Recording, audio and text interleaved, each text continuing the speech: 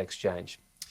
Let's go to my first guest of the day, though, from the Liberal Party MP Tim Wilson. From Labor, we've got Peta Murphy along. Thanks both for your time. I suppose it's always a little bit of a battle sometimes as politicians to appear like normal members of society, if I can put it that way. And you've both been out there experiencing what everyone else is out there in isolation. Yeah. Tim, we've got some pictures of you, I know, setting up an exercise bike, doing your bit to make sure people aren't out and about in Melbourne at the moment. And for you, Peta Murphy, I guess the trickiest part about lockdown has been all those dogs running around your house. Peta, so you're isolating.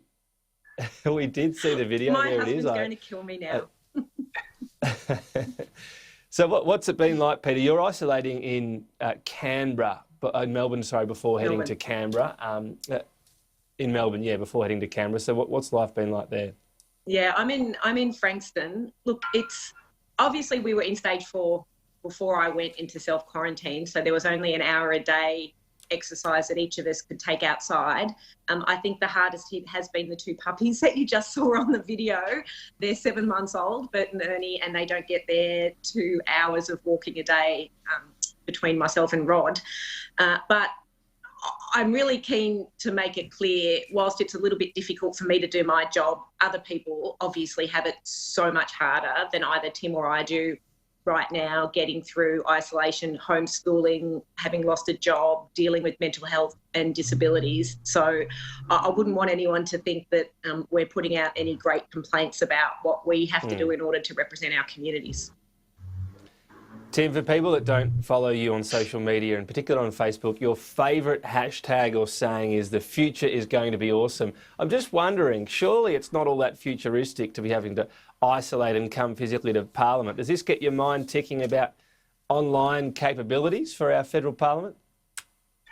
Well, of course, we can always have online capabilities, but I've got to say I'm a bit of a traditionalist, but for a reason. Parliament isn't just a physical meeting place, though it is. It's a congregation, it's a meeting of minds, have a discussion about the country. So I'm not a fan of this idea that we should do things virtually. I think we should be coming to Parliament. I think it's important for the institution, and I think it's kind of the lifeblood of it. But I just want to stress as well, I mean, I'm quarantining in Canberra in preparation, but there are so many people out there doing it tough. There are so many people, as Peta rightly outlined, have lost jobs or are dealing with homeschooling while trying to work, and they face enormous challenges at this time. And our goodwill and which extends out to them, that if you're going to those things, don't hesitate to reach out, particularly if you're having challenges with mental health, and the data's showing that pretty clearly. Some people are struggling, particularly young people. Please reach out and get assistance and support, because this is a difficult time for all of us. Yeah, it certainly is, and I'll add to that, certainly not complaining about our situation right now in Canberra, that's for sure. Peta, some pretty explosive testimony yesterday, a claim from Daniel Andrews around hotel quarantine, and this is such a huge part of the outbreak right now, that there was no formal offer from the ADF in terms of assistance with hotel quarantine. He's described that as inaccurate. Well, Linda Reynolds, the Defence Minister, has given details of multiple occasions when there was an offer, and they were told there was no need for public-facing roles in quarantine in terms of ADF assistance. This isn't a great look for the Premier. He seems to be sort of trying to play semantics here. What did you think of this? I think this is absolutely the wrong time for political tit-for-tat and point scoring. I think we've got a Premier who is working clearly day and night. How many days in a row has he stood up now and done press conferences? It's got to be at least 40. And we've got a federal government that's also working hard, but we've got a Premier and a state government that are trying to get us through this current wave. There will be a time, just like there will be a time to deal with the Ruby Princess, the failures in aged care, the underperformance of the COVID Safe app. There will be a time to deal with what happened with hotel quarantine. But my community don't want to see a political tit for tat. They absolutely don't. They just want to see me out there or in here working as hard as I can to help them get through the current crisis.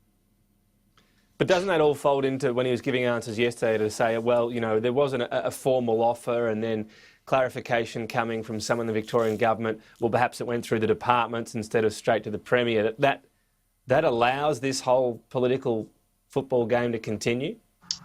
Look, I think there's clearly been some mistakes made, and the Premier has said that a number of times. He accepts that there's been mistakes made, and I'm sure that this inquiry, the parliamentary inquiry, the independent judicial inquiry that's been set up, the federal government deciding to do a review of quarantine across the country, I'm sure that there'll be answers that will come out of that. But I know that people in my community are sitting there every day waiting to hear about the numbers and tragically the deaths, and trying to get through day to day, and that they don't want to see politicians taking potshots at each other. They really don't. What do you think of that, Tim? A few of your colleagues in Victoria have, I suppose, taken off the kid gloves in the past few days and wanted to call out the Andrews government a bit more. Is that something you agree with? Well, nobody's engaging in tit for tat. Making sure there's accountability, because where there errors are made, and these errors aren't minor errors, they've led to an outbreak which has brought a state to a standstill and is now a drag on the nation. And what people want, including myself, is accountability, actual accountability, and to make sure that the mistakes aren't repeated, because they're very serious. And when we find now, and I've got to say, it's not just the hotel quarantine in terms of where the ADF was invited. They were. Offers were made by the federal government consistently. Even if you go back and look at the Premier's own press releases, it clearly says that the ADF will be involved in X, Y, and Z activities, and then they chose not to take up those options. It's the nature of the almost cover-up now that seems to be occurring, where nobody can really come to terms or tell the public what happened, why it happened, when you have Department of Health and Human Services commissioning and setting up hotel quarantine, but they don't seem to even know who's been running it. You have a Premier saying one thing to a parliamentary committee. We have the federal government clearly with evidence turning around and exposing that to be untrue. It's starting to look like a cover-up, and that corrodes public confidence. Okay. And that's the critical thing. We need public confidence to achieve the outcomes for the people of Victoria. I think Tim What should about just be a little bit transparency around the careful Ruby talking Princess inquiry? I just want to ask this of you, Tim Wilson. So, two public officials, Commonwealth officials, are being shielded from answering questions at this inquiry. The inquiry's read their submissions. They want to ask them questions. The Commonwealth is saying no. How can that be justified? Well, I think anybody who should be getting evidence on the record, and they've provided evidence. Now, how and the nature of how the department engages with the committee in terms of providing that evidence is ultimately up to them. But the critical thing is to make sure that there is proper evidence provided, and that has been provided. In the same way that parliamentary committees should be able to ask evidence of ministers and providing, getting information on the public record for exactly the same purpose in the case in Victoria. But we've had in this inquiry Tim should be careful submissions talking made. about cover-ups. Submissions made.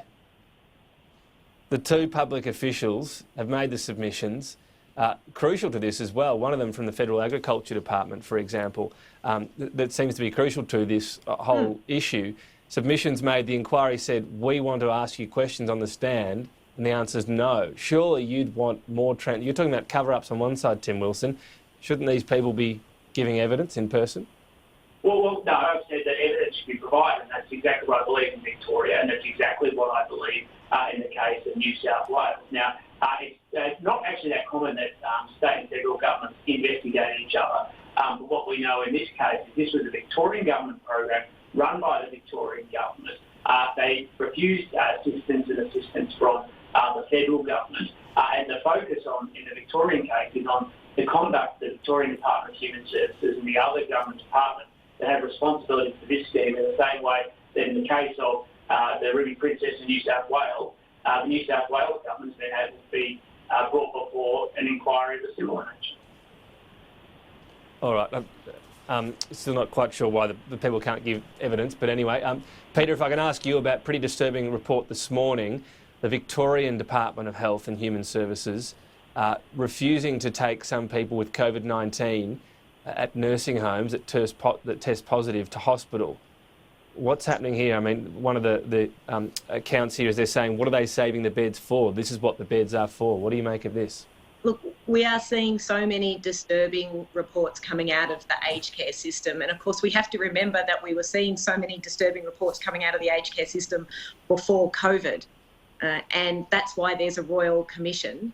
And we're also hearing, of course, that at the Royal Commission, the federal government had no plan for how to deal with aged care and COVID, notwithstanding that we'd seen from other countries and from Newmar how terribly devastating it could be. So the first thing is obviously to say that for those people who have lost loved ones or whose loved ones are sick, we are all thinking of them and our hearts go out to them. But, obviously there are dire problems in the aged care system and they have to be addressed. And Tim talks about transparency and answering questions. Well, there's a Senate COVID inquiry happening, and there's some serious answers to be given about St Basil's and what the government knew and when they knew it. We have to keep on top of this issue. To put that to Tim on aged care, so we're hearing advice to the federal government in April from an expert to deploy defence personnel as part of a rapid response plan. So advice given in April and not taken up. Would that have been better in hindsight? Well, I don't know the decision making was made at the time, but there's an untruth that the federal government didn't have plans related to aged care. You can go on the Department of Health own website and find guidelines back to March, working with the aged care sector to make sure they're able to respond to this pandemic. The tragedy is that the aged care outbreak that's occurred in Victoria has come as a result of community transmission, which has linked ultimately back to the whole hotel quarantine incident, but also the transmission that occurred in our public hospitals. And so the important thing, particularly in the case of aged care, is we're talking about some of the most vulnerable Australians who aren't necessarily in a position to take care of themselves. And every time there has been an issue, the Commonwealth has stepped up and provided assistance as required, including things like access to PPE and other measures to make sure that we can help those providers care for the most vulnerable Australians. All right. Right out of time, Tim Wilson, Peter Murphy, thanks for your time today. We'll see you in Canberra soon.